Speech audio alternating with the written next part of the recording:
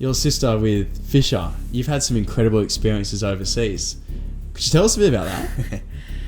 Yeah, the Fisher thing's cool. I mean, Paul is what we call him, has been with my sister for like 12 years now. So he used to be a pro surfer. So I knew him as a pro surfer. He was kind of like a guy a few years, like 8 That's how years you older guys than- met?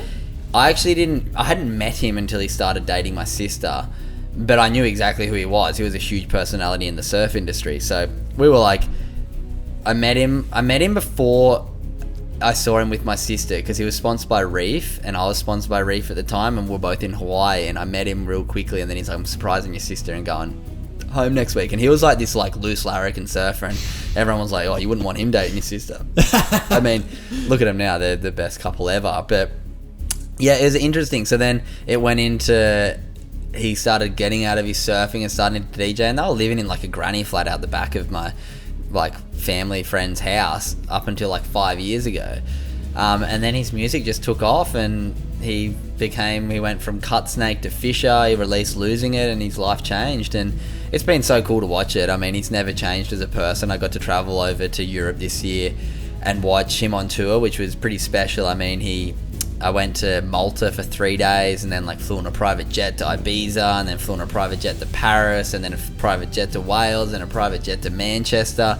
So he's living this crazy life, but he's still doing it with the energy that he gives to every person. It's pretty spectacular the way he holds himself, if I'm being honest. The way that he will DJ in front of 50,000 people, but then he'll be turning around to all of our friends and family and still give everyone their energy and be like, what do you think of that? Did you have a good time? And he just brings so many people joy, and I love it, because somebody sent me a message when I was overseas in Europe with him this year, and replied to like one of my stories going like, wouldn't it be nice if he actually put some time and energy into like helping people with their mental health or something like you do?